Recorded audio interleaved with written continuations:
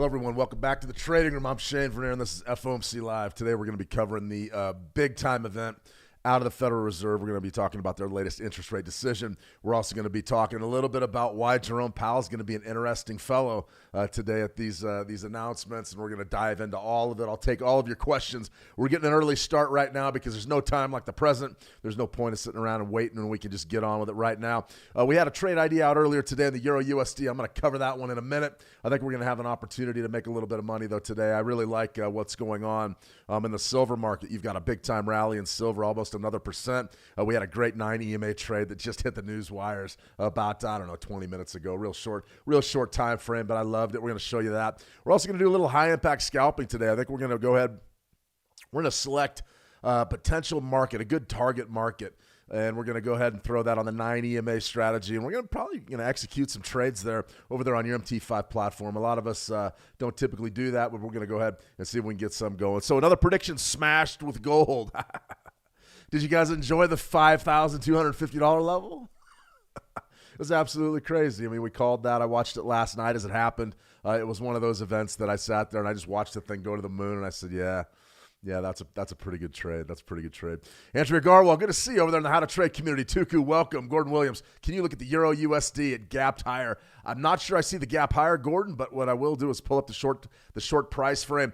We were looking right at that 118.90 level. I put a trade idea out earlier today, and sort of read them and weep. Right here was the nice action we were looking for on the United States Federal Reserve, making their written statement telling us that they're keeping interest rates static for now. But boy, that economy's improving, and I don't buy any of it. I think that we're in for a heck of a year. I think Jay Powell's going to be combative today. I'm interested to see how Jay looks, if he's a little bit more tired. I mean, being under DOJ investigation's tough. We've also got a big story. We got to cover that before the announcements, before we get into that press conference. So Euro USD 119.13 is the print right now. We were hanging out down there right around 118.91ish, and you can see this low, really a beautiful thing right there at 118.95, and now the bounce. So for me, still watching that level closely, that 118.90ish. I think that's a big time zone, and where we derived it from was just a basic Fibonacci retracement weekly sequence. We weren't really interested in trying to reinvent the wheel here. I'm not going to go, okay, we're going to Ichimoku candles or clouds or Takenashis or any of that stuff. I have got more questions about Japanese technical analysis over the past 3 days than I have in the past 5 years of being on these live streams. But I will say this, I don't have any expertise in Haikanashi. I don't have any expertise in Ichimoku clouds. I don't even know how to play Sundoku puzzles. I don't know anything about it. So when you start asking me those questions, I'm going to disqualify myself right off the jump. There's no way that I just don't know the answers, but I do know Fibonacci's, and we have a pretty good grasp on key levels and also what drives these markets. We're in a pretty good position now, really, as we wrap up January. Might put together a performance metric of how these ideas have done. I don't know that I want to do that, though, because I am not a signal provider. We got to get that straight. I don't provide signals, but man, maybe I should go into business. This last month has been absolutely on fire, and it's because of the volatility in the market. Let's be honest. I mean, we're getting great story after great story. Folks that are excited about the silver run, that got in on the silver run. I'm getting good. I got some great feedback the other day. A gentleman that was trading the 9 EMA, which was a strategy that was very popular. We put that out on How to Trade about a year ago, and said he's been just killing it in his funded account with it. So, to me, I look at strategies like that, I go, right on. So what is it? Is it a factor of everything's working? Are the strategies that's that brilliant? Are the market calls that good? Or is it time to trade? Is it time to trade? That's what it's about. Right now, 2026, this is going to be probably the biggest trading year it could be of my career. It really could be. We see the potential for some big moves, and I love big moves because the beauty about big moves is, man, when you get in on them, you get a lot of money, and that's what it's all about, guys, is trying to make a little bit of cash, and I think that we're going to have a real opportunity this year to do just that. So welcome. I got a lot of folks in the room. I'm going to take a few questions, but we're going to go ahead and run through some levels, and also we've got to cover some news. And remember, if you want to trade anything that we talk about today, head on over to Switch Markets. Bring your ambition into focus. Thousands of global markets, tight spreads. One thing that I did want to talk about, though, is margins. There's been a lot of folks reaching out to Switch Markets support about their margins. And the margins right now have been increased. They've been increased, but listen, it's been increased all across the board. I've got, 5 or 6 emails from my futures brokers here in the States. They've jacked up the margins. The reason why they've jacked up the margins is because the market is absolutely crazy. So remember, the broker reserves the right to adjust margins to whatever they see fit given current market conditions. That's absolutely imperative that you understand that. And it's not necessarily just to protect the broker. I mean, a lot of it is, but it's also to protect you. You got to remember that you're not just liable for what you deposit into your account.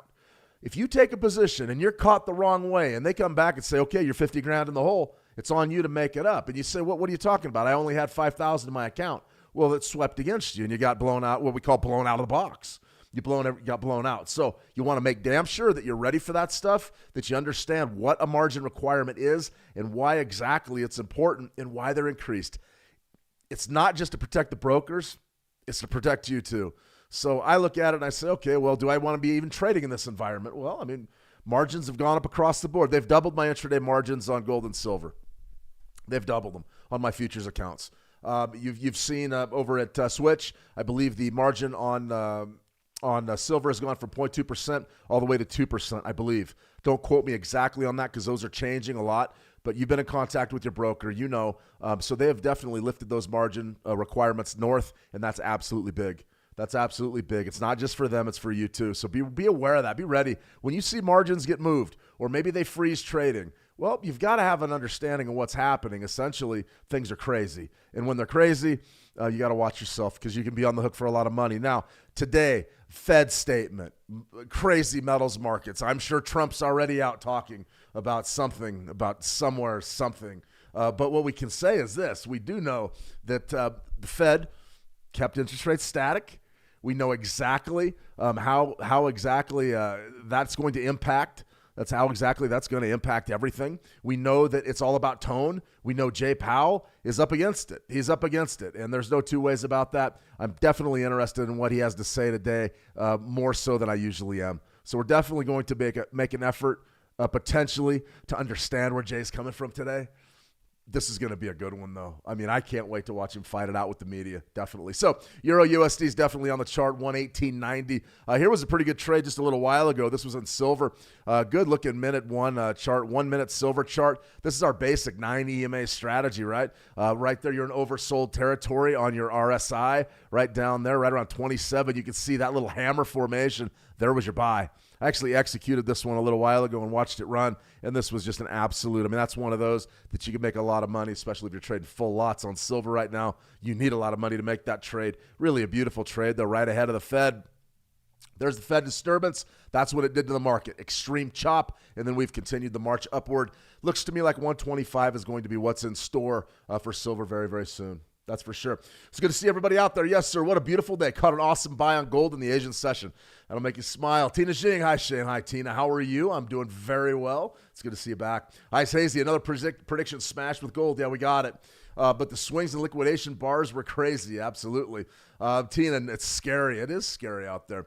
Where's the trade? Earnings. Earning lack. Yeah, we're going to be doing all sorts of trading here in a minute. There was a big drop in the UK afternoon. Big time pullbacks. Volatility is definitely what we're looking at. So let's go ahead and drop our gold here. 30-minute chart.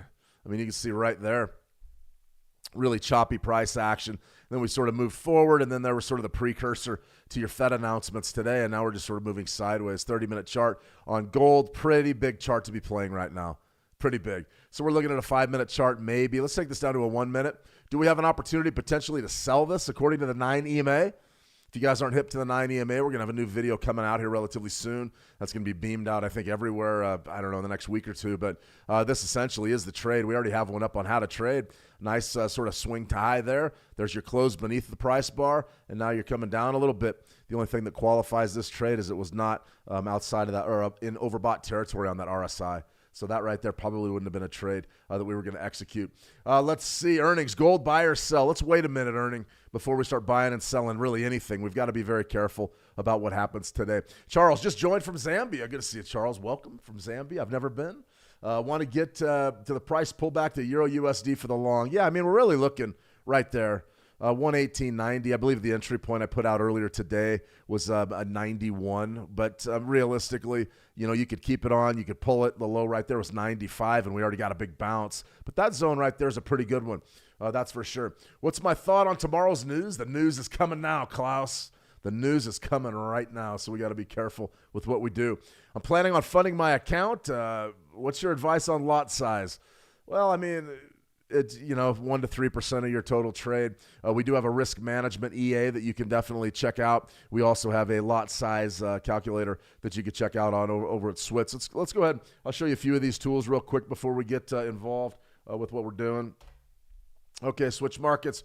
You're going to go right here, and you're going to go up there. There's a little drop-down menu in that right. You're going to go right there to Tools. Click on Tools, View All Trading Tools. Let's do it. The one that would really work for you is going to be your lot size calculator. So essentially, you give that a click, you pull it up, the instrument you're trading, your deposit currency, your entry level, your stop, your risk tolerance, your percentage, and your account balance is going to give you exactly your desired lot size. So the key for you in this risk tolerance or risk percentage, you're going to be looking for about 1 to 3%. So I would go ahead and assign percentage and be looking anywhere from 1 to 3% of your total account balance, and that will calculate, and it will give you an exact lot size that you can employ right there in the market. Now, as far as we had one other thing we wanted to talk about, and it's an EA. Let's go right over here to the resources. There's so many free tools in here that you guys can use over at Switch. Expert Advisor EA tools for all traders. Support and resistance, live currency strength meter, value at risk. Risk management EA. This is a good one. You can download this. You can dial in your exact position size, your lot size with your account balance. Also, it helps you align your risk to reward, your stop loss, and your profit target in the middle of a trade or right as you take it. That's a pretty good one, that risk management EA. Keep a close eye on that one if you have any questions at all about your lot size. That's for sure. Let me see. Tina, did you say, though, 1890.01? Yeah, 1891 to 1892, somewhere in there. Oh, we're actually coming up on it. We're about 14 pips off in that Euro USD. Let me see. T Marino, OMG, the spread for silver was more than silver. The spread's huge, isn't it? It's big spreads. That's why the margins are low. Excuse me, let me rephrase. Big spreads, that's why the margins are high. That's for sure. Lewis, good to see you. Lewis, welcome. Robso, hello, the news. Yep, we're going to go ahead and cover the news here. Steve Francis, good to see you. Bobby Bob. Gordon Williams, white shirt. Yeah, that's a black tie event, isn't it? I'm hanging out with the best people. It's a black tie event. Why not? I'll get dressed up for the Fed. Jay Powell, he's going to maybe he doesn't wear a purple tie. Maybe he wears a blue tie for the Democrats today. Who knows what he's going to do? Lita, good to see you. Lita, Ralph H. Tuku. All right, guys, let's go ahead and see about a few of our key levels here over on our trading view. All right, Euro USD, I think we're dialed in there. U.S. oil, this is a trade idea that I put out earlier today. It was a pretty good one. Depended on your broker if you got filled or not, but right now our high is right at 63.52, and we're pushing higher just a little bit. We showed a surprise draw on crude oil inventories today, which is sort of interesting considering where we're at this time of year. Should have been a build, it's a draw, and that has brought a little bit of bullish participation to the markets. So we definitely want to be interested in what happens right around that 63.60 level. Pretty good trade though. If you got filled at I believe it was 63.55. Somewhere in there, 57. If you got filled on that, you already got paid. But this right here should be an intermediate term top. I'm looking for a little swing high to develop and maybe give us a pretty good position short going into the late week. I would love that for U.S. oil. I think that's great. U.S. dollar index, the DXY, sort of rebounded today. Pretty good day, up about 1%. We're expecting maybe a little bit more hawkish sentiment out of Jay Powell. I don't know that we get it, but it's been just a brutal week. You can see we had a sell signal actually develop last Friday, and then there's the big sell-off, and here's some rotation coming our way today. So I'm watching that relatively closely. I think that this could be one of those trades where we get a bounce out of the USD and an opportunity to play some of those majors off of some key retracement levels. Remember, markets don't move in straight lines. They don't move in straight lines, and this is just a sort of a typical pullback. I'm a big proponent of a bearish U.S. dollar. I don't really see any way around that for this calendar year. Silver, everybody's talking silver. There it is. Key level at the top side is 125. I think we're going to see that probably sooner rather than later. The trajectory is definitely to the top. Your high right there is 117.75. Keep a close eye on that. You're going to want to make sure that you're dialed in and ready to rock there. When we get there, don't short. I can't tell you what to do, but be careful shorting. If you're holding short positions in metals, you are tough. And you are braver than I am. That is scary. I don't get scared by much. Honestly, not too many things. That scares me. Holding shorts in the metals markets right now scares me. Gold, 52.93. You can see exactly where we're at. We had really a great call. We talked about that top side target of about 52.50. Let's go ahead and just dial this in correctly. But 52.50 was one of those levels that I said, listen, you got a real good chance of hitting this soon. And we did. You can see there was just sort of your top right up there. Your high was 52.47. Nice pullback down to 52.24. Those are huge, huge size 5-minute or 30-minute price bars for that time of day. Realistically, that was sort of in early U.S. session, or excuse me, early Asia session. Really, really huge price bars. Then you got that bullish pennant, and then a breakup over 52.50 pullbacks. And I mean, if you're looking for potentially maybe a bidding area during this engagement, maybe 52.50 is the one. Maybe the 52.50 is the one. That's for sure. As far as what I'm looking at, pullback buys. We got our 920 EMA crossover sort of dialed up there, but pullback buys are going to be the way to go with gold. This was a sort of a system that I was working on the other day. I wanted to show this because you can see today, absolutely dreadful performance today, and this was a long-term winner. You can't really see it. That's behind my head. You're down about like 8,000 playing this 5-minute signal today. If you are interested in systems trading, get used to that. Get used to that. That's how it is. It really is. You get up days and down days, and you can see got a couple of losers there, and then you took a huge loser on that right there, and the market bounced up against you. Really ugly stuff. That's systems trading. All right, let's go ahead and take a look at something we can scalp and sink our teeth into. Jay Powell is the man of the day. He's coming out momentarily. Let me go ahead and get us dialed up. I believe that, yep, here it comes. Let's go ahead and click on this desktop audio. And then we'll go right over. There it is. So there's Jay. Believe that's where we're looking.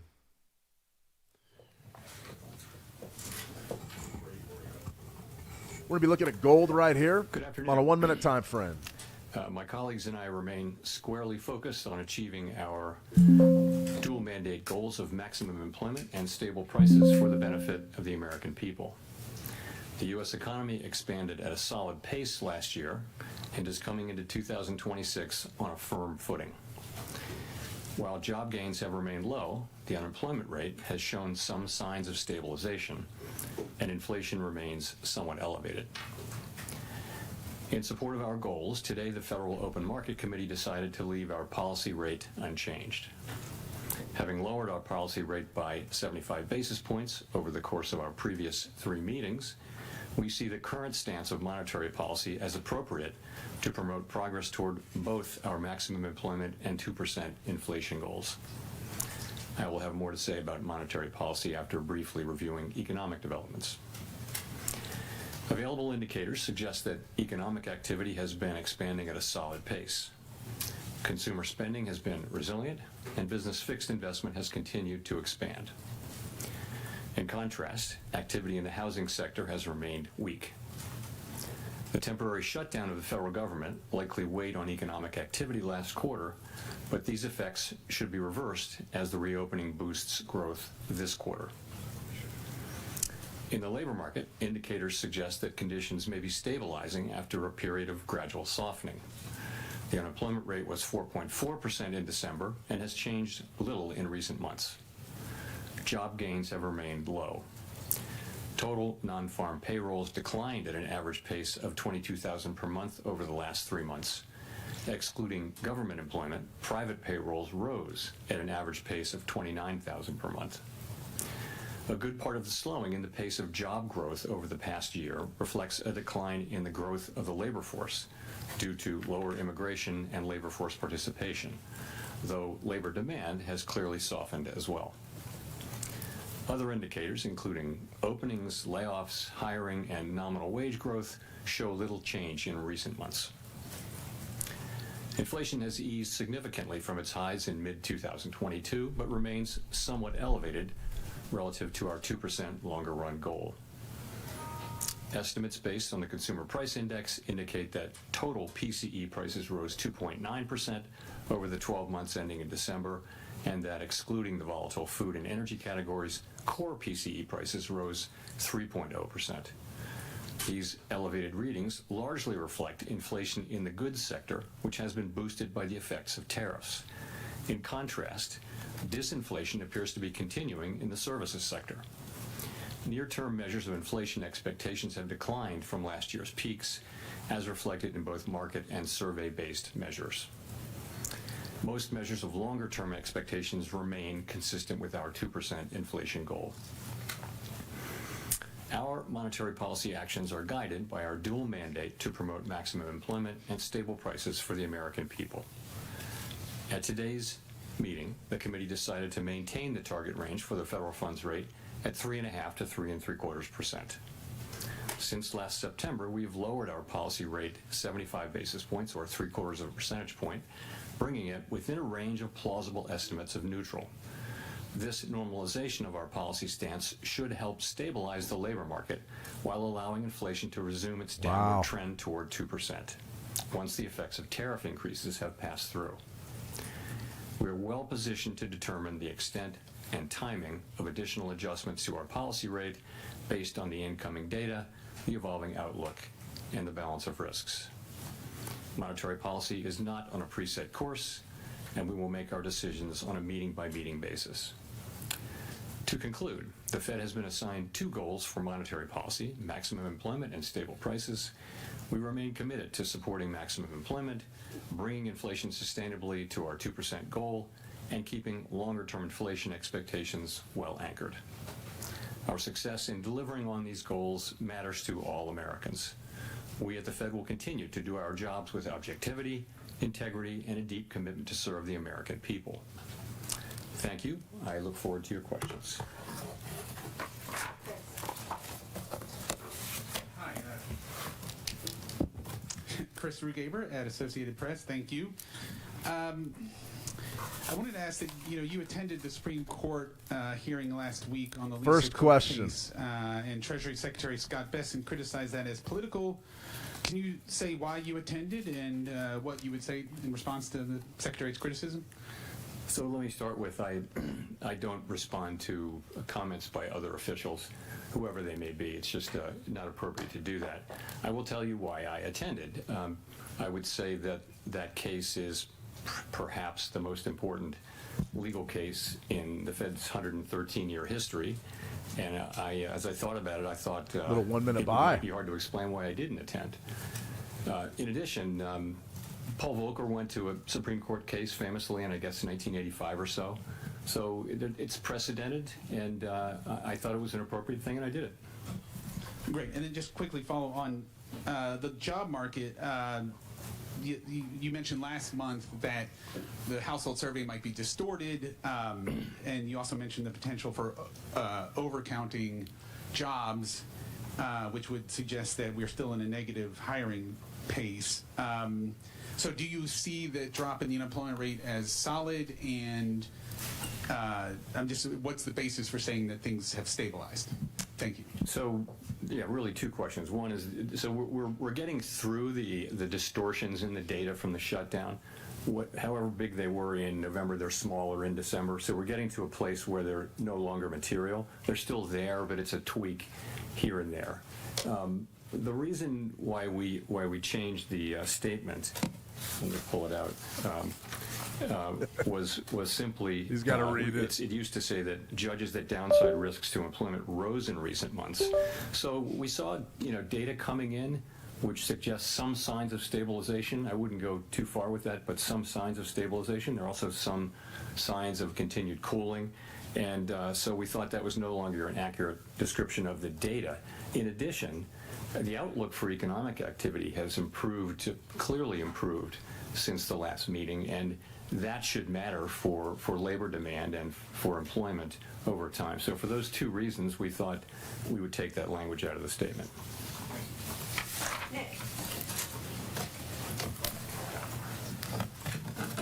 Nick Timrose, The Wall Street Journal. Chair Powell, you've generally avoided engaging with political controversies directly, and the video statement on January 11th was a departure. What made this different, and are you concerned it could draw the institution further into political debates? It's all about politics. Today I'm It's an simply election going to year. refer you to the statement that I made on January 11. I'm not going to expand on it or repeat it. So I'm just not going to. This is really about the press conference and the economy and what we did today, and some ancillary areas. But I'm not going to be getting into that. Can you say whether the Okay. Fed has responded to the subpoenas? I have nothing for you on that today. There you have it. No comment. No comment about the most important thing in the room. Michael McKee from Bloomberg Radio TV. Have you made a decision on whether you would remain as a governor of the Federal Reserve? And if so, would you tell us what it is? He's not gonna tell you And that. if not, when might we anticipate a decision? No, and I really, once again, have nothing for you on that today. That either. 0 for 3. He Why- won't answer why would anything. you, want to leave it all under the circumstances? Again, I don't want to get into that. It's not something I'm. There's a time and place for these questions, and Yeah, right now. but not something I'm going to be getting into today. Thank you. Really choppy conditions across all markets. We've got a I'm Claire 920 Jones, Financial crossover there. Times. Thanks a We'll lot see if for it taking moves my higher on gold, questions. but I'm not convinced. In another one that might, lead to a Give it a similar try. answer. We've seen quite big movements in the dollar over recent days. What do you think is driving the U.S. currency lower? Good question. And have you been at all concerned just by the extent of the volatility we've seen this week? Thank you. So, Claire, as you probably know, we don't comment on the dollar. Really, the administration, especially the Treasury Department, has the job of oversight over the currency and exchange rates and all that. We don't comment on that. It's not our role. So, I have nothing for you. But, what's your view on the market movements? What do you think behind them? Is it asset managers diversifying? Is it? Yeah, I just don't.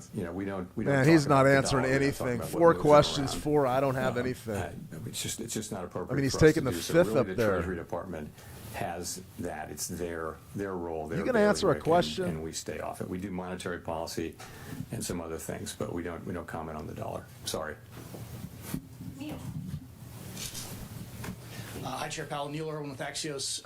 Obviously, no SEP in this meeting, but in light of the slight firming up of the language around growth in the labor market in the statement, should we assume that the timeline for any further rate cuts is pushed back compared to what people might have thought in December? Well, first of all, if you look at the incoming data since the last meeting, clear improvement in the outlook for growth. The data have come in, and sentiment, the beige book, everything comes in suggesting that this year starts off on a solid footing for growth. Inflation performed about as expected, and as I mentioned, some of the labor market data came in suggesting we're evidence of stabilization. So it's overall a stronger forecast. It really, if that's your question. I'm not sure I answered your question. Universal. But in terms of timing or pacing of any additional easing? So we haven't made, what we'd say about this was that after this meeting, after the 3 recent rate cuts, we're well positioned to address the risks that we face on both sides of our dual mandate, and we'll continue to make our decisions meeting by meeting based on the incoming data, the implications for and the outlook and the balance of risks. Haven't made any decisions about future meetings, but the economy is growing at a solid pace. The unemployment rate has been broadly stable, and inflation remains somewhat elevated. So we'll be looking to our goal variables and letting the data light the way for us. It's the same answer every single time. We're data dependent. Look at how choppy the market is Steve right Leisman, now. CNBC, and sticking with questions you might answer. I'm waiting Thank for a you. big sweep either way in gold. A big one. You had previously, I believe, described the current policy rate being at the higher end of neutral. And if you look at the longer run, the SEP and the longer run rate, 16 of 19 officials are actually below there on their long run. Is the Fed still in a process of bringing it down towards a middle range of neutral? And what would it take to get there? So the count I did was that 4 of the 19 were at or above that. Maybe I missed by 1, but I thought it was 4.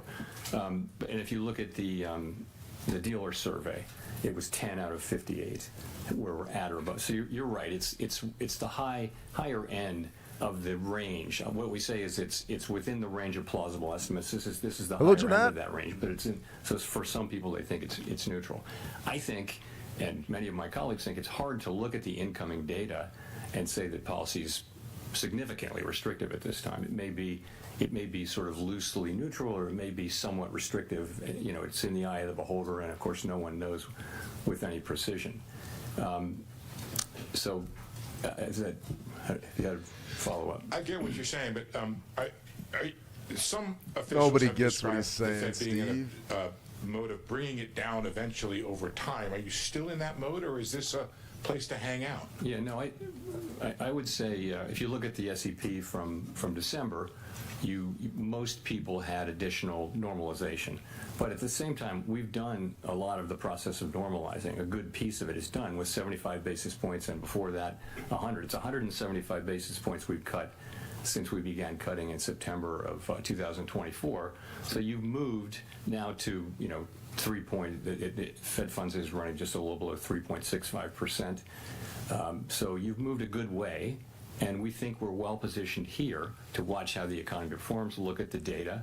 We're not making decisions about future meetings, but we do think we're well positioned after those 3 cuts to let the data speak to us. We're going to let the data speak to us. This guy's unbelievable. Mara Moakley from Bloomberg News. To what extent did the committee discuss the possibility of cutting at this meeting or in March?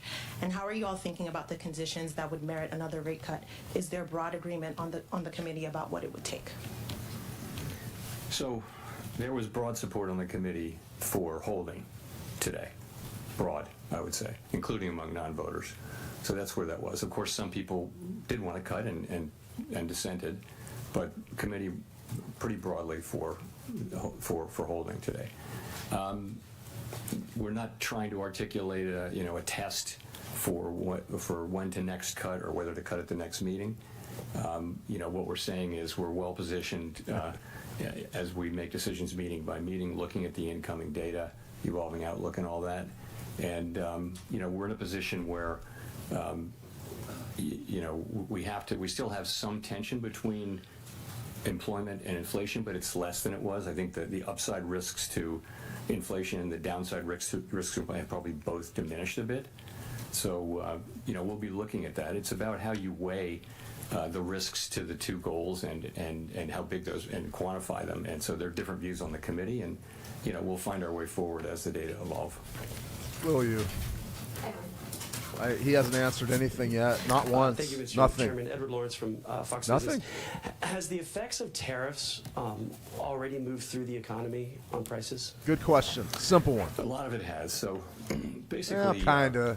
There are many different estimates, and Many they're different all estimates. highly uncertain. But most Pick of one. the overrun in goods prices is from tariffs, and that's actually good news, because if it weren't from tariffs, it might mean it's from demand, and that's a harder problem to solve. We do think tariffs are likely to move through and be a one-time price increase. So most of the overshoot, if you were to take that out, inflation, core PCE inflation is running just a bit above 2%, x the effects of tariffs on goods. And the other good news is, if you look away from goods and look at services, you do see ongoing disinflation in all the categories of services. So that's a healthy development. So that's what's going on. The expectation is that we will see the effects of tariffs flowing through goods prices, peaking, and then starting to come down, assuming there are no new major tariff increases that are begun. And that's what we expect to see over the course of this year. If we see that, that would be something that tells us that we can loosen policy. Also, if we see something that suggests that the labor market is not stabilizing, that in fact the downside risks reemerge, or the data just get worse, we'd have to look at both of those. We have a 2-sided mandate. If I could, if President Trump does pick a new Fed chairman before May, what does that look like? How would you work with that person, and what does that transition period look like? I don't have anything. That will depend on. I don't know. I don't know. You don't know anything, Jay. These are worthless. They ought to call it off right now. He hasn't answered anything. Thank you for 0 for 5. 0 for 5. Given the changes in the statement and all you've said so far, is it fair to describe risks to both sides of the Band-Aid as roughly balanced right now? And is the next move necessarily down? I'd say that the upside risks to inflation and the downside risks to employment have diminished, but they still exist. So there's still some tension between the mandates. Are they fully in balance? Hard to say. And we think our policy is in a good place.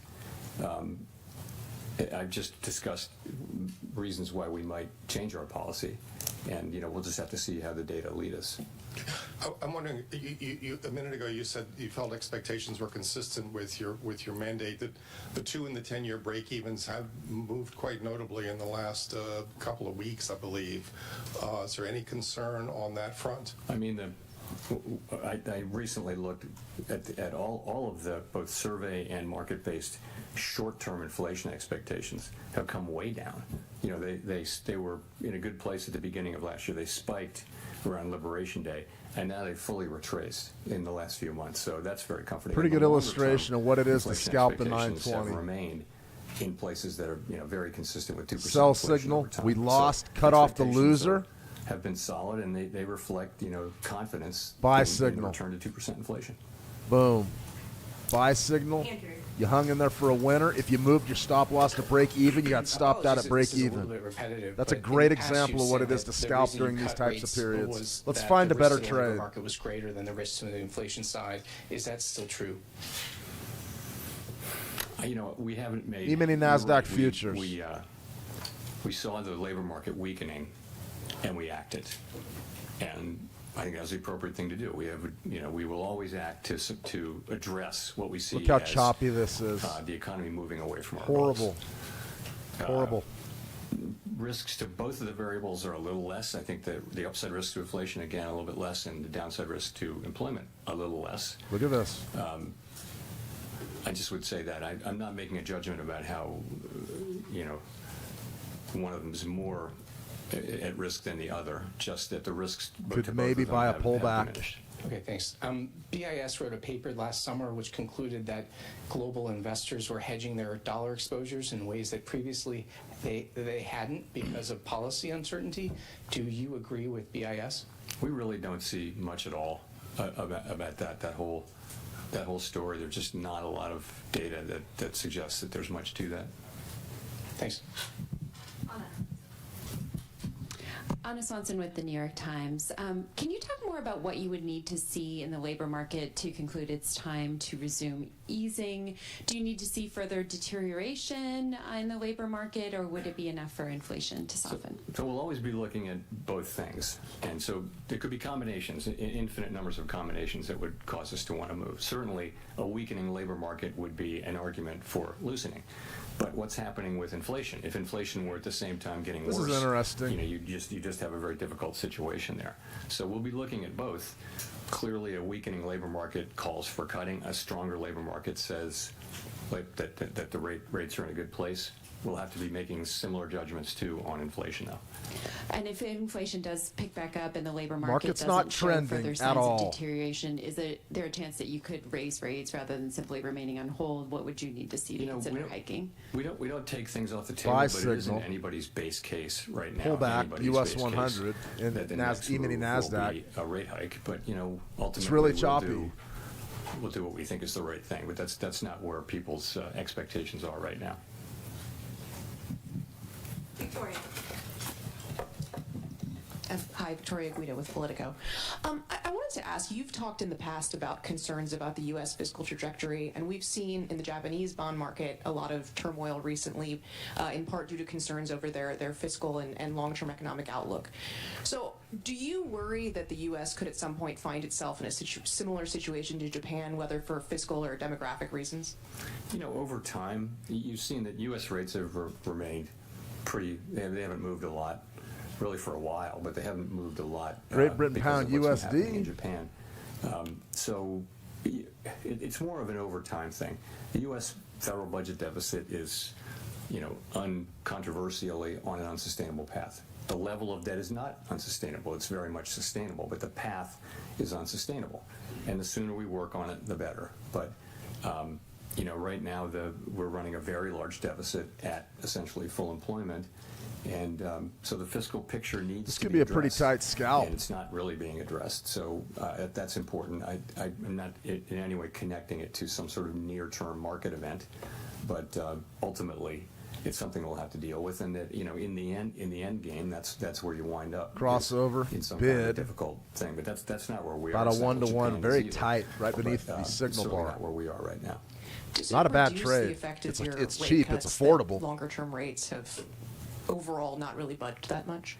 5-minute I wouldn't say duration. that. The thing is, technically, higher longer-term rates means less accommodative financial conditions. But remember, many things move longer-term rates. It's not mostly what happens on the short end. There can be effects of longer-term rates from our moving our policy around, but it's much more assessments of the fiscal path and fiscal policies and risks and things like that move the 10-year around. You can look back at and find periods where we've been very actively moving the policy rate over the course of a year, and over the course of that year, the 10-year is exactly where it started.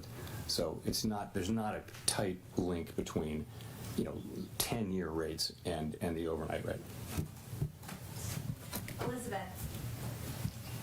Thanks so much, Elizabeth Schulze with ABC News. Republican Senator Tom Tillis, who sits on the Senate Banking Committee, said he will block any Fed nominee, including the chair, until this investigation into you is resolved. Do you support this move by the senator, and what conversations have you had with the senator? I've got nothing for you on that. More broadly, what would happen to American households if the Federal Reserve loses its ability to operate independent from politics?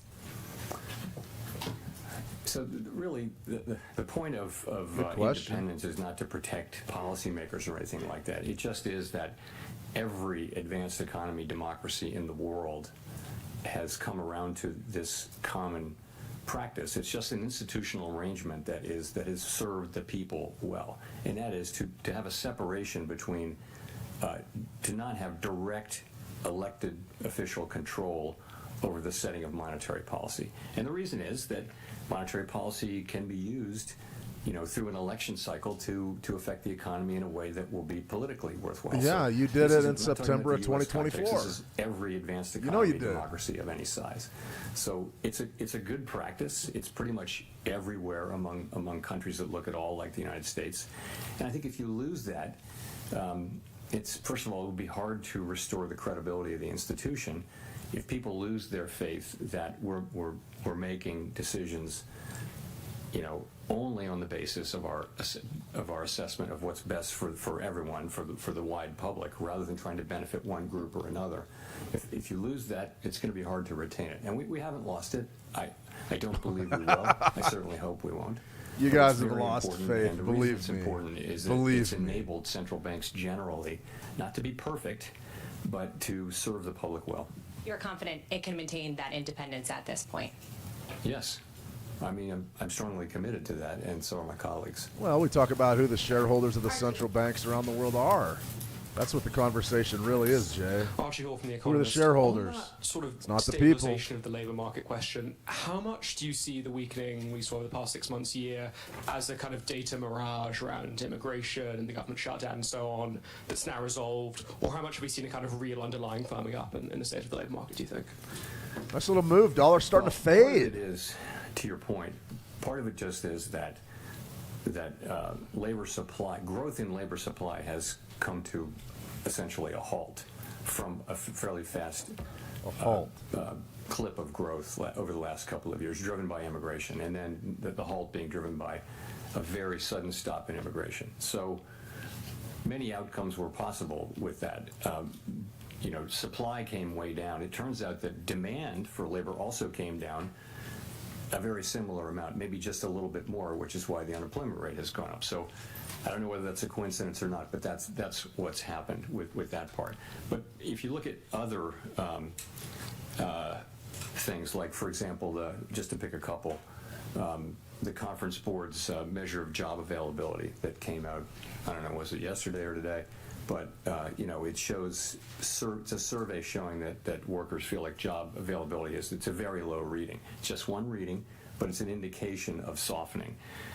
People part-time for economic reasons, which is a category within the broader U6 category measure has moved up significantly. So there are lots of, I could go on and on, there are lots of little places that suggest that the labor market has softened. But you're right, part of payroll jobs softening is that both the supply and demand for labor has come down. Growth in those two have come down. So that makes it a difficult time to read the labor market.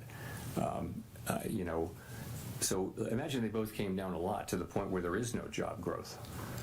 Is that full employment? In a sense, it is. If demand and supply are in balance, that you could say that's full employment. At the same time, do we really feel like that's a maximum employment economy? It's very challenging and quite unusual situation.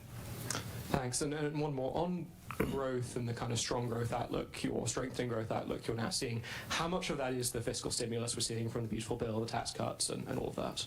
So you're seeing it already. You don't have much of the fiscal. I think the outlook, you're right. It's financial conditions and it's fiscal policy for 26. But you've got strong consumption that's been happening before financial conditions have been supportive, but before the fiscal effects really are shown. So essentially the economy has once again surprised us with its strength, not for the first time.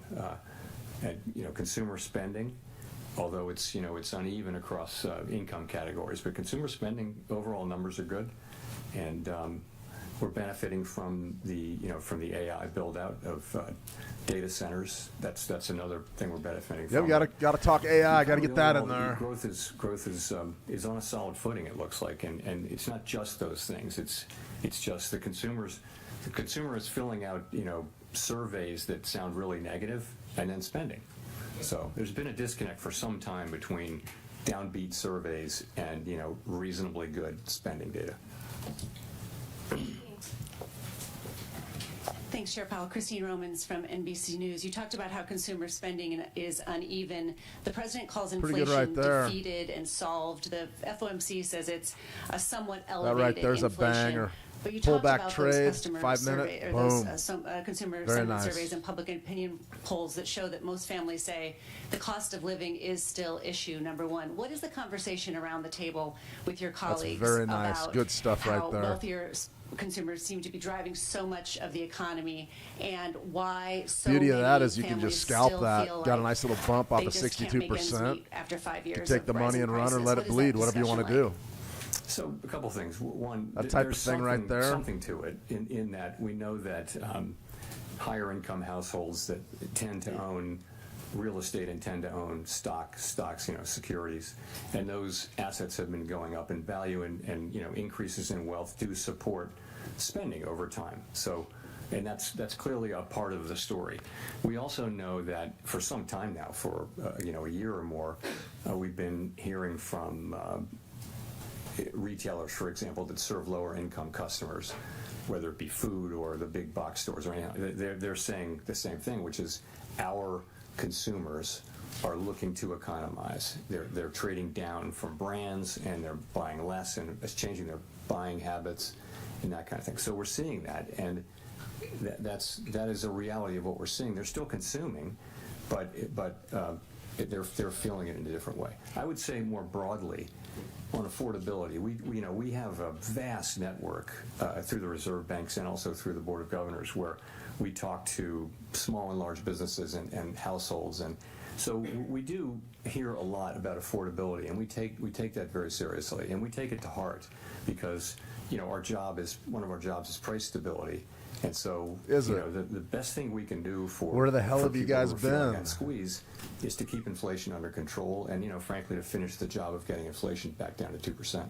You mentioned the AI build out as being positive for economic growth this year. I wonder, as you look at the weakest year last year for job creation of a non-recession year since like 2003, are you concerned about AI maybe supplanting more entry-level work and entry-level jobs, and how does that play into what you're watching about the labor market? So everyone, of course, is watching AI and the deployment, and trying to understand exactly what's happening. And there's a wide range of possibilities. It's hard to say. We're and of course anyone who uses it is amazed at what it can accomplish, right? So every technological wave will eliminate some jobs and create other jobs, and it's always been the case. If you look back, wave after wave after wave, there will be some disruption, but ultimately technology increases productivity, which is the basis for rising wages. And it may not all happen immediately, but over time, it's what enables incomes to rise over time, is rising productivity. So and we always ask, well, this is going to be different, you know, is it going to be different? And we don't know. And we may, in any case, see in the short term jobs that are being eliminated by the capabilities of AI. We may see that. We just don't know what the overall effect is going to be. So how to think about it in macroeconomic terms, it's very hard. You know, we can look at the aggregate data. We can analyze, for example, there is some connection, it appears, between the low hiring rate for recent college grads and AI, but it's not the main or only driver. You hear large companies, though, many of them saying that they either won't be hiring for some time, or that they're hiring less, or that they're laying people off, and they tend to refer to AI when they do that. So we're all watching and learning, and it could certainly have pretty significant effects on the economy, the workforce, and our society. We don't really have the tools to address the concerns that may arise, but we have a lot of people who focus on analyzing it and try to understand what the macroeconomic implications are, which is our job.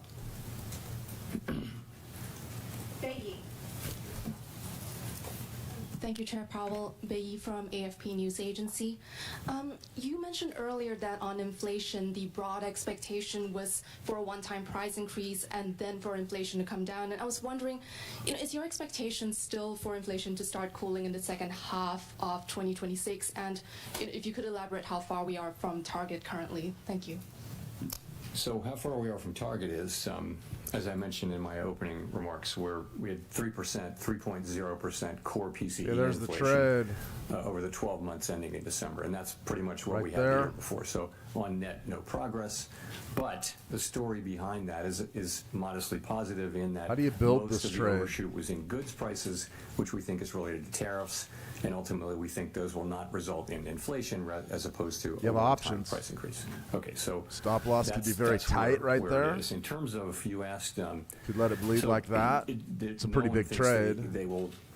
Let's play real tight right here, real tight ex ante scalp. See if we can understand maybe really clearly rack one more winner. precisely when this will happen. Maybe something But right there's like an that. expectation that sometime in the middle quarters of the year, It's tough playing this we'll tight. see, Let's go ahead and put it tariff beneath inflation our topping averages, out. right down in so there what we somewhere. do is when a tariff is put in place, Take a shot. we track the effect of those tariffs Something like that. over a 6, 7, 8, 9 Tough month trade to period, get, and you Bobby. can see- US 30 is and very you can choppy. see Very, for very that choppy. tariff how long it takes to reach a place where It's either gonna break in our affected the price favor or it's level, and not. that's it. So we're Not the getting best better trade at in the that, world. And our estimate is that Still, it'll though, be you have a sometime in signal. the middle of the year, but I wouldn't look for great precision in that. But we'll be able to see whether RSI things are right moving around that direction. 50. I think So you're playing a we'll be able to breakout, see. essentially. Richard Escobedo. Thanks, Chair Powell. I'm Richard Escobedo with CBS News. I want to look outside the U.S. about what's happening outside our shores and how it impacts the U.S. Canada's Prime Minister said last week Tough trade, that there's though. been a rupture in the global order, and I wonder how you're thinking about geopolitical risk as it relates to the U.S. economy. So Tight spread, though. I can't comment on that speech or statement or anything like that. Geopolitical risk. What can for you us comment is- on? A lot of it is around energy, oil, and so far we haven't. For all the turmoil, oil prices have come down. As Oh, there you know, go. and so we don't There's your really see breakout. much. Compression, break. Longer than that, it's trade, and the 920's on trade, fire today. our economy has pulled through pretty well, you'd have to say, given the very significant changes in trade policy. The U.S. economy has pushed right through. Partly that is that the way that what was implemented was significantly less than what was announced at the beginning. In addition, other countries didn't retaliate, and in addition, a good part of it hasn't been passed through to consumers yet. It's being taken by companies that stand between the consumer and the exporter. So That's where that is. So you were wrong about the tariffs then, weren't you, Jay? 100% wrong. Thank you, Chair Powell. Jennifer Schonberger with Yahoo Finance. With third quarter GDP growing at 4.4% and the fourth quarter expected to have a 5 handle on it as to what the Atlanta Fed is predicting, at a time when you had a government shutdown and we thought that was going to shave off some growth, you've also got the fiscal tailwinds you've talked about, big tax refunds coming, potential tariff dividend. How could you cut rates and not spur inflation in that environment? That's a great, it is the question. We didn't cut rates today, but oh God, you know, it depends on how fast potential output is growing, right? I'm just asking in principle. I'm not saying this is what's happening, but you know, there's growth and there's how fast the potential is growing, and at a time of you know, high productivity growth, potential output is rising. So it really matters whether potential output is growing as fast as actual output, and it would matter over time. The numbers you cite were for quarters, and quarterly GDP is, you need to look at 12 months because quarterly GDP can be very lumpy. You know, GDP was negative in the first quarter last year. So the overall, over the year, the numbers were nothing like that. You know, it was more in the mid-2s for the year. And how do you explain the divide right now rotation between strong economic growth US and the 30's job tough. market? Is it productivity that's filling the gap? And is productivity being driven by AI at this point? Take a look at Euro USD. There has been, you're right, there has been a divide of solid growth, but what looked like a weakening labor market. And that can be explained by maybe a Fibonacci scalp, rising productivity. But I would say we do see signs of certainly of the unemployment rate stabilizing. So it may be we're seeing the beginning of the resolution of those two things. Also, as you probably know, the lore is 5-minute range GDP and the good observation, get into Gordon. an argument. Good move. In the end, labor market is Pull more back the labor by. market data is more reliable. See if we GDP get it. data is just very hard to collect and understand, but nonetheless, I think we may be seeing that tension resolving a little bit. Too soon to say with any confidence, though.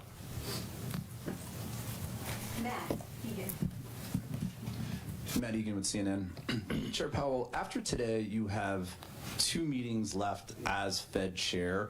You've obviously experienced a lot during your time as Fed chair, served under multiple presidents. I'm wondering what advice you have for whoever your successor might be.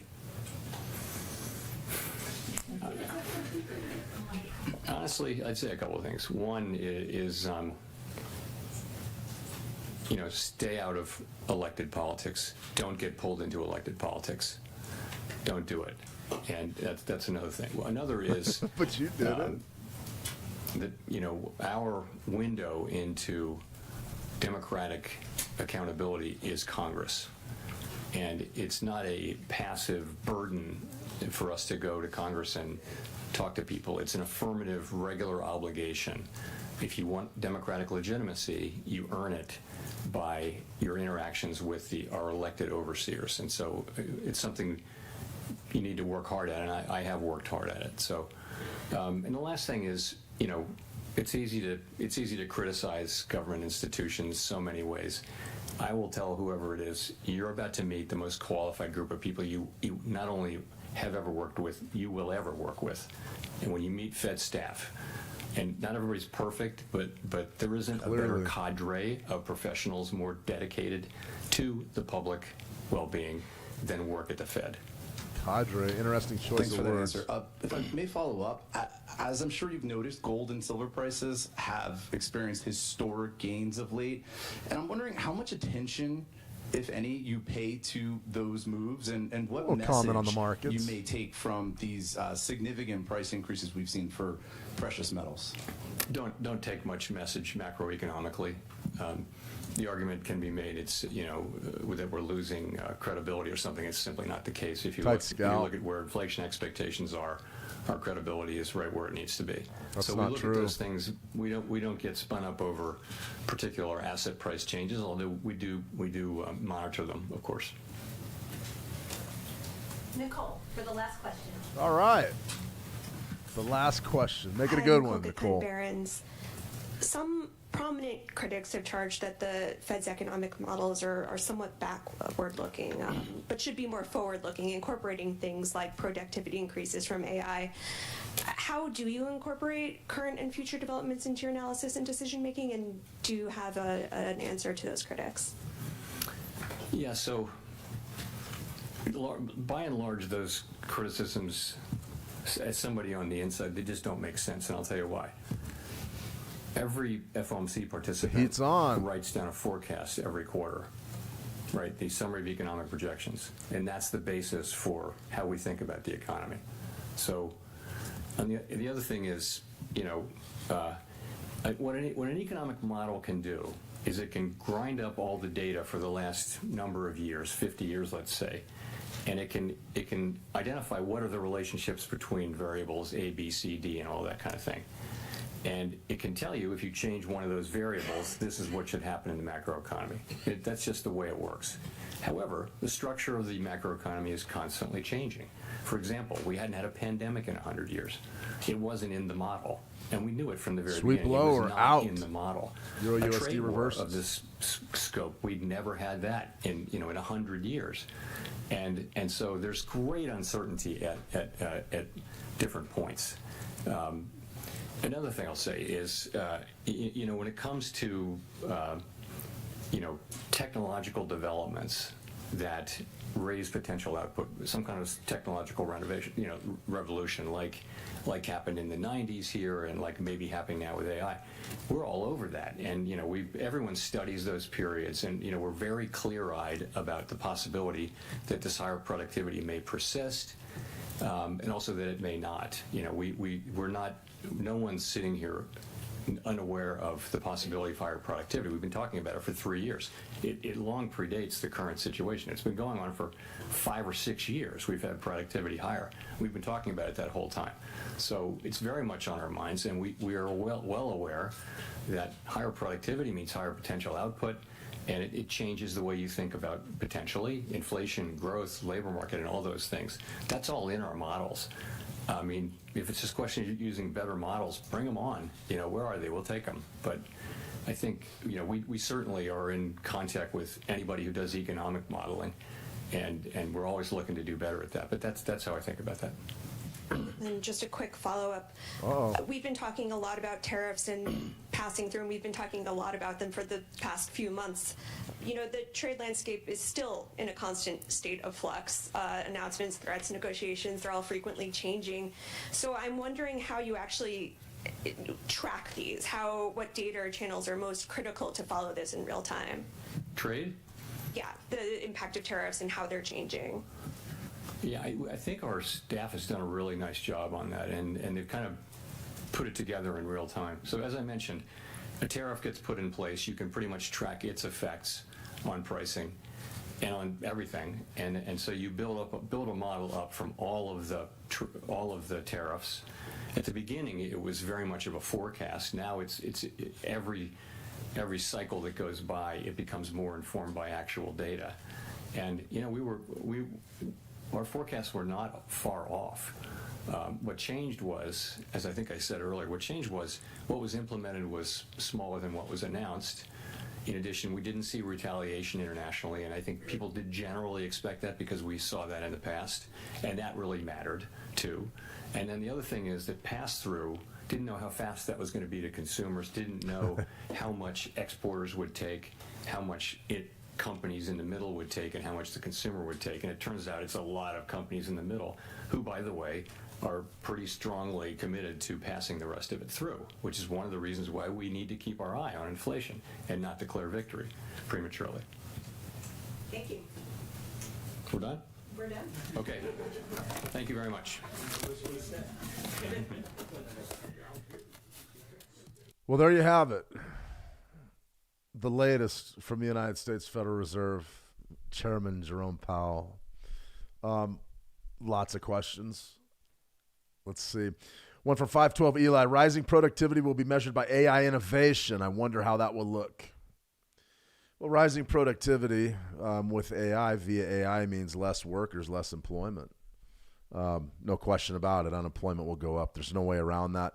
It's no different. I mean, honestly, just think of a real world example of something that's happened in my lifetime is all the old assembly lines that they had in Detroit making all the cars for GM and all those companies. Now, there was a lot of reason they went out of business, but one of the things that really hurt the employment situation before you saw really the globalization of that industry via NAFTA and trade deals back in the early 90s was automation. All of a sudden, they didn't have to pay somebody $50 an hour in benefits and insurance to put a tire on a car. It was all done by the machines. This is the same thing. Believe me, when we talk AI, I was a writer for years. Before I ever started on the live streams or doing this, I was a financial writer. And what I did back then is obsolete now. You don't need it. You have AI. It can go through. It can do all the research, structure all the pros, and do all the work that I could do. And it can do it faster. And in some cases better, but not, I mean, you're still going to need rational folks to guide the AI. So the AI serves our purposes. But big picture, just it made the writing into the game. Pretty much everything, not everything you read. My daily trade ideas, I write those myself, but pretty much everything you read is AI. It's all AI. Something to think about there. So, what does the productivity look like? You'll know AI productivity is booming when the unemployment rate goes up to about 10%. And that's just the honest to goodness truth. That's why we're sitting here going through these markets, seeing if we could develop methods of making a little bit of money. All right, let's do a quick recap, and then I got a couple things we'll hit, and then we'll go ahead and sign off. We've been on long enough today. As far as what we had here, this Euro USD, nice little scalp, 38% swept us out, and now it's rebounding. That's okay. I don't mind taking that loss. It was a very small one. Wanted to get this entry down here, though, on the 5-minute time frame, 129.28, somewhere down there. I would have loved to have bought those quarter handles and maybe look to get a few pips on the comeback. It doesn't look like we're going to get that, but you may later in the day. Personally, I'd probably shut it down. As far as the rest of our trades, they actually went pretty good. I mean, if you just want to look at the balance history, we started off with a massive loser. We traded the 920 EMA crossover strategy pretty well. This right here was a pretty good loser right off the bat on gold, and then we switched. You'll notice that's one of the benefits right there. That's a real-world benefit of using larger risk versus rewards. The second one, I really didn't have a problem putting it on for like a 1 to 2 risk versus reward because the pressure's up in metals. We're looking for any reason to buy, and probably the smart thing to do would have been to pass on the sell. But in any case, we took the buy. We hit that one. As far as this NASDAQ, E-mini NASDAQ was also a 5-minute 920 trade. Waited for the pullback and just hit that real tight scalp. That's a more advanced way of trading. The bottom line is I had a stop out point. I knew exactly when I was going to get out, but I also knew if the market jammed in my favor, a few $100 within a few seconds, take it and move on. Didn't have a problem with that. Remember, these are demo dollars as well. I really like that Great Britain pound USD setup, though. That was a good one. That was a trade that you could actually sink your teeth into. You had a nice stop loss. You had a nice profit target. The thing just went up there and got its points. That was fantastic. This one right here, the US 30 1-minute trade, that was really a compression play. The RSI was right at 50. We saw the bars loading up. That was extremely risky. And once again, these are demo dollars. These aren't real position sizes, but you probably could have put them on maybe on a prop account. That was probably the riskiest thing we did today right there was that US 30 trade just because the market is absolutely flat. Yeah, we won, though. Then right there, you can see that last trade, the Fibonacci pullback trade on the Euro USD stopped us out. I'm not real happy about that, but it doesn't surprise me with forex pairs. I was told by an old forex trader once, Shane, you need to look at 50%. You need to look at 50%, especially for the Euro. And I said, yeah, and it really is. I mean, there it is. Pulls back to 50%. Bounces. So a huge contract like a Euro USD, 50% is a big deal. I don't like trading it. I don't like getting out of my game for any reason, right? For any reason. One last thing, or actually I started off the live stream showing you this. This is something I've been kicking around and toying with, and I want everybody to understand really what this stuff is, and it's the future. You're coding things, you're getting ideas, you're coding strategies here. On TradingView, you can see exactly what's happening. And essentially, the ebbs and the flows of the strategy, it's very, very important that you understand that you could have a strategy that is extremely profitable. Extremely. This one right here, we'll just dial it back to the last 90 days and run the report, and you can see that you've got a pretty good profitability curve. That's pretty much what everybody looks at. And then today, you got the big fall off where would you have 3 losers in a row, which is rare for this strategy. But you could see you could have a really successful a really successful strategy, but one day can absolutely sink you. That's one of the reasons why I don't really trade Fed days. Is that the reason why this thing's losing today? You'd have to factor it. I would look at the past 5 or so Fed days and see if it always loses. But what I mean is, if you're going to be a systems trader and an algo trader, you've got to study your losses. You've got to look at your worst losing days. You've got to see how many trades in a row you should lose, because managing a system isn't much different than managing a trade. When you manage a trade, the question is always, am I in or am I out? Do I hold or do I fold? That's the bottom line. And with your system, it's going to be the same thing. It's going to be the same set of questions. Do I let this thing run? Do I cut it off? Do I make changes? Do I scrap it completely and go build a new one? Those are always going to be the questions in your mind. And the only way that you're going to know it without losing all your money is be monitoring the performance and saying, okay, how many trades over my back-tested data do I typically lose in a row? What would be considered an outlier? And if you look through 3 years of data or 90 days of data, whatever you're doing, you say, okay, I've never lost 2 in a row, and then you lose 2 in a row, you need to step back and say, okay, what happened? Another thing, a news day like today, a Fed day, traditionally incredibly difficult to trade. I've taken big hits on Fed days. I don't trade them anymore. Maybe that'll change. We do have a couple more 920 EMAs like this. Maybe I'll just trade the 920. My point is this. If you're always getting crushed on Fed day, don't trade Fed day. I mean, it is easy. If you're a pitcher and they're always hitting your fastball out of the park, start throwing some curveballs. I mean, that's the bottom line. So we always have to be ready to adapt. I don't care if you're a systems trader, an algo trader, or a discretionary trader. Evaluate your performance according to your losses. If your losses are huge, you need to figure out why. If you're not losing very often, but you're still losing money, those losses are huge. Figure out why. Maybe you're always taking a big, big loss on a Fed day. Don't trade Fed day.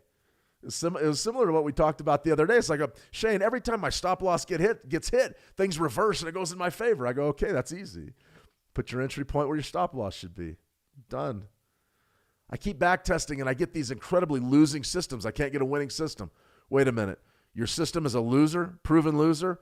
Oh, yeah, I'm losing. I'm only winning 30% of the time, and I guaranteed I lose. Oh, every day I lose. I go, great. You have a great system. Switch your parameters. Enter where you exit. Exit where you enter. I'm very, very serious, guys. Some of the best things in this world have been found on accident. You know, not to be a cliche police, but penicillin they found on accident. It was growing on a cheese sandwich. Somebody took it and said, wow, I feel better. That's what we're talking about. I don't care how you get there. Just get there. Every time I get stopped out, the market bounces. Easy. Put your entry point where your stop loss is. Give it a go. Remember, there are no rules. Don't get caught into one way of thinking. Stay fluid. Be on your toes. Have the ability to think long and short all at once. Like I say, you know, for a trader, you have to be able to hold on tight and let go at the same time.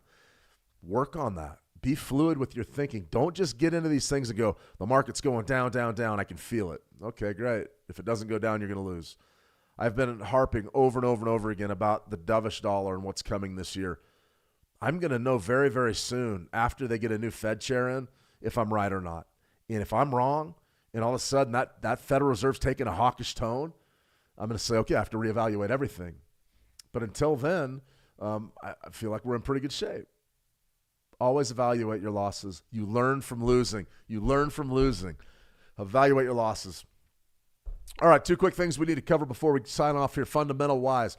This is what I'm watching right here, and this is why I believe there's going to be some real opportunities trading against the dollar later this year. So this is our CME Fed Watch Index. Today they chose to hold them steady. This is the December. I'm always thinking about where we're going to land at the end of the year. Where are we going to land? And the market's right here, 33.29. Okay, so basically they're saying probably 2 rate cuts. 2 quarter-point rate cuts are about it. Interesting. That's what the market's really pricing in. Sort of this is the middle of the road right in here, maybe 3 rate cuts. And then right down in here is sort of where I'm thinking that we're headed, right in this area. Probably one of those 3, 2.5 down to 2. If I was betting right now today, that would be what I would bet on. The odds are not good that we go that low. Right now, the markets don't believe that we're going to get those kind of rate cuts. And then I see headlines like this. Fed keeps interest rates unchanged as Trump promises big cuts with the new chair pick. So the question is who are they going to bring in and how are they going to make them cut interest rates dramatically? Because big rate cuts don't mean this. They mean this down in here. Are those going to materialize? Maybe. Can Trump really have that much say over it? It's going to have a lot of say over it. It's going to nominate the next Fed chair, and they're going to be an incredible dove. That's big. Last thing we're going to talk about with Jay Powell is the Jay Powell investigation. The background of the investigation, basically what's happened is you've got a DOJ investigation. They're handing out subpoenas. I do believe that Jay Powell's going to have to testify in front of Congress. I think they're talking June after his tenure's up. Essentially, what the problem is the cost overruns on the Fed chair, on the Fed headquarters, and they're not just little cost overruns; they're big. They're, I believe. Don't hold me to the exact numbers. We look at a million numbers a day, but $2 billion. I think the $2 billion is a cost overrun or something crazy like that. And they're running on about a decade of this project, and the thing's still not done. So what we call in the United States, what we call something like that's called a big dig. And what a big dig is, it's like the bridge to nowhere. It's like Massachusetts had a great one where they were trying to build a tunnel, an underwater tunnel, and the thing never got built, and they dumped like $2 billion. Probably the biggest one of all time that still goes on today is the high-speed rail in California. They're like $100 billion into that or something crazy over the last 15 years or 20 years, and they haven't laid a foot of track. They're still in the planning stage. We call those big digs. And what a big dig is it's a place where you can just spend a ton of taxpayer dollars and everybody gets greased. That's what it is. So is the Fed headquarters a big dig? Yeah, it is. It's over. They haven't got it done. It's constantly cost overruns. And the problem that Jay Powell's going to have is it isn't necessarily his fault. I mean, the project was ongoing before he got there. But his testimony last summer in front of Congress, they asked him about some of the more lavish things that are going on in that building, in that construction, things like gardens on the roof, things like, the old axiom was golden toilets and crazy things like that. Well, he said there was none of that going on, and it turns out they went to the job site and they looked and they said this is incredibly lavish. So they've got a case against him for perjury, and he knows that. And that's why he didn't say anything about the court proceedings when asked on it today, because probably his attorneys told him not to talk. So that's another thing hanging over the Fed's head. So when Jerome Powell sits there and he says, we have credibility, no, you don't. No, you don't. And I have proof. $5,300 gold. That means that not only are investors not believing in the U.S. dollar, they don't believe you guys can stop inflation, and they believe it's going to get worse. That's what we call prima facie evidence. Evidence on the face. Look at the gold price. You sit there and you listen to Jay Powell skirt every single question. He avoided every single question today. Data dependent. We're going to let the data guide us. We're going to let the data guide us. Well, that's not what you're supposed to be doing. We had a great comment in the live chat here on YouTube. It was, aren't you guys scientists? Aren't you supposed to be measuring things and making decisions? Not let the data guide us, the magic 8 ball. He gets out his magic 8 ball. And my point is this. The Fed doesn't know what to do. And the next folks that come in are going to take the reins. They're going to be diplomatic about it, but the marching orders are going to be cut interest rates at all costs and do it dramatically. And the idea behind that is going to be prop up economic growth at all costs, promote maximum employment, even though inflation is going to be persistent and entrenched. The idea is that the workers are going to be making a little more for their money, they're going to be making a little more money, and that'll offset the cost of a $25,000 or $25 steak at the store. Not $1,000, we're not there yet. See Japan's economy, the Japanese yen. That's the case study for this. Go back, take a look at 2012. Take a look at Abenomics. It's almost the same template, what Trump's talking about and the administration's talking about. Do I think it'll work? I have no idea. We do know this. You're not going to be able to control prices going down this road. You're not. And people are either going to be able to live with higher prices or they're not. We'll see. One last thing with regards to the discussion over tariffs. Pretty much everybody was wrong about the impact of tariffs. We saw that today.